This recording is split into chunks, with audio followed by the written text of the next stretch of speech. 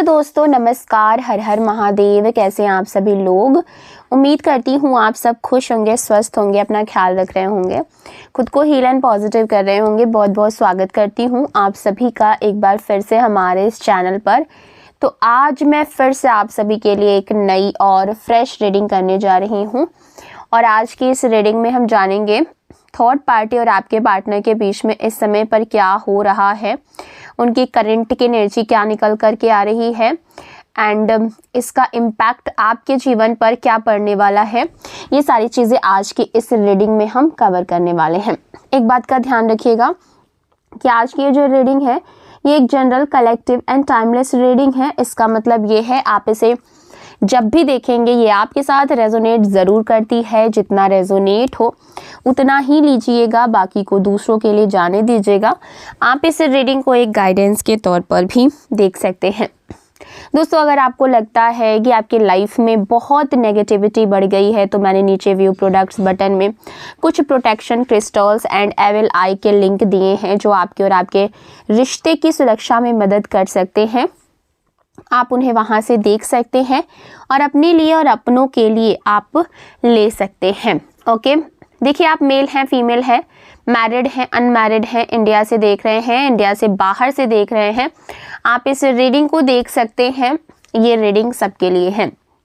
आपको क्या करना है, अपना नाम जो है वो कमेंट सेक्शन में ज़रूर से क्लेम कर देना है और अपने पर्सन का नाम अपने मन में 3 बार ज़रूर दोहराना है। इससे आप दोनों की जो एनर्जी है आज की इस रीडिंग से कनेक्ट हो पाएगी और हम सही सही जान पाएंगे कि डिवाइन एंजल्स हमें क्या मैसेजेस देना चाहते हैं एंड आपकी एनर्जी हमें क्या संकेत दे रही है। अगर इस वीडियो से आपको थोड़ी सी भी क्लैरिटी मिलती हो, हेल्प मिलती हो तो प्लीज़ वीडियो को लाइक करिएगा, शेयर करिएगा। चैनल पर पहली बार आए हैं, अभी तक सब्सक्राइब नहीं किया है तो सब्सक्राइब करके बेल आइकन ज़रूर दबाइएगा, जिससे आने वाले वीडियोस के नोटिफिकेशंस आपको सबसे पहले मिलते रहेंगे। चलिए, सबसे पहले मैं आपको कार्ड्स बता देती हूँ, उसके बाद हम एनर्जीज़ को चेक करना शुरू कर देंगे। तो कार्ड्स कुछ इस तरीके से आ रहे हैं।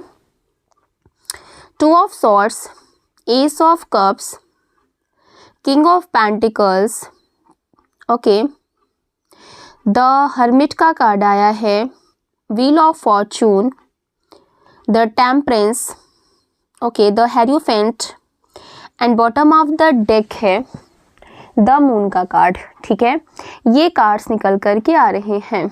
नंबर्स की अगर मैं बात करूं तो नंबर 6 की energy, number 2, number 8, number 12, number 16, ये इंपॉर्टेंट नंबर्स निकल करके आ रहे हैं। आप अपने और आपके पार्टनर के date of birth, month, time, year से मैच करके देख लीजिएगा। ओके, देखिए, यहाँ पर जो सबसे पहली एनर्जी आ रही है वो है सच के सामने आने की। ठीक है, देखिए, आप में से कई लोग ऐसे सिचुएशन में थे जहाँ आपको अंदर से ऐसा महसूस होता था कि कुछ तो ऐसा है जो आपसे छुपाया जा रहा है, कुछ ऐसी चीज़ है जो आपके पीठ पीछे चल रही है और आपको वो बातें नहीं पता है। आपसे जानबूझ करके उन चीज़ों को हाइड किया गया है। ठीक है, आपने इन चीज़ों का महसूस किया है। ओके, डेफिनेटली आपने महसूस किया है, बट इसका आपके पास कोई सबूत नहीं था। आपके इंट्यूशंस आपको बताए हैं, कहीं ना कहीं आपने आभास किया है, कुछ चीज़ों को महसूस किया है अपने इर्द गिर्द, बट इसका कोई पुख्ता सबूत नहीं था कि आप किसी को दिखा करके उसको बता सके कि ये चीज़ हो रही है। ठीक है, बट अब यहाँ पर दिख रहा है कि अचानक यहाँ पर एक तीसरे व्यक्ति के ज़रिए सच जो है वो सामने आ गया है। ठीक है, ये तीसरा व्यक्ति जो है वो जानबूझ करके नहीं। ठीक है, देखिए, यहाँ पर जो भी ये थर्ड पार्टी आ रही है, ठीक है, उसने जानबूझ करके नहीं बल्कि अनजाने में इस सच को बोल दिया है, अनजाने में उसके मुंह से निकल गया है या फिर किसी भी तरीके से वो सच जो है वो बाहर आ गया है। अगर मैं इस समय आपके पार्टनर की एनर्जी की बात करूं तो यहाँ शॉक और भय दिख रहा है। ठीक है।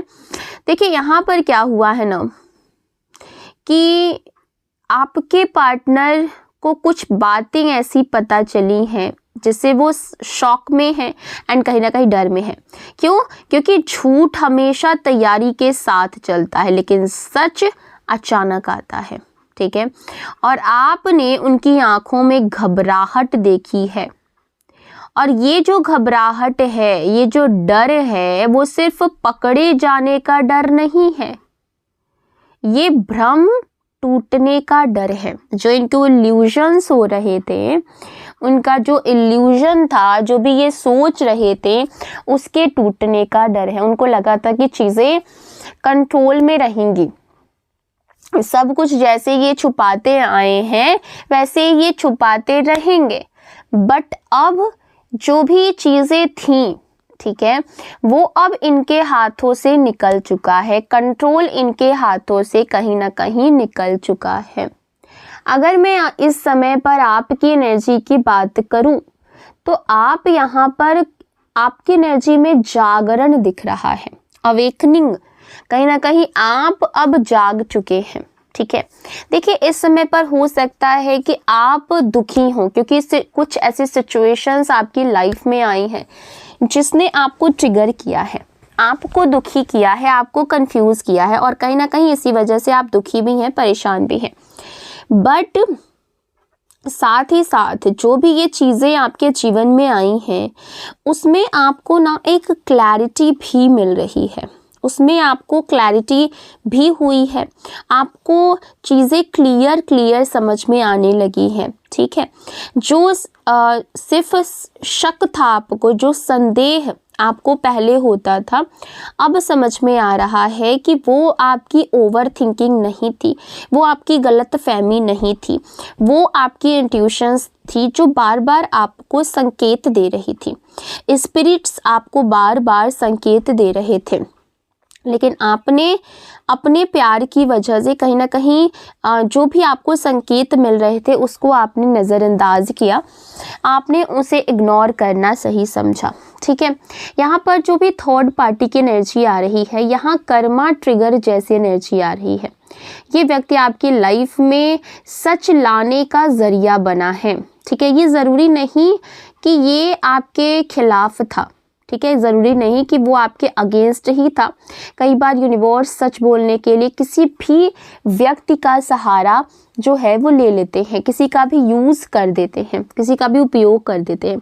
और यहाँ पर यही हुआ है। यहाँ पर स्पिरिट्स कह रही हैं ये विनाश नहीं है, ठीक है। जो भी इस समय पर हो सकता है कि आपको ऐसा लग रहा हो कि आपका सब कुछ ख़त्म हो गया है, सब कुछ जैसे कि विनाश हो गया है, कुछ भी अब बचा नहीं है, लेकिन ये विनाश नहीं है, ये अवेकनिंग का टाइम है, ये जागरण का टाइम है।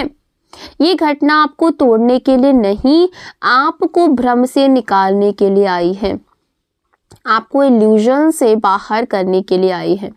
क्योंकि जहाँ नियत साफ नहीं होती है वहाँ संबंध धीरे धीरे ना एक नाटकीय रूप ले लेते, कहीं ना कहीं वो नाटक हो जाता है, ठीक है।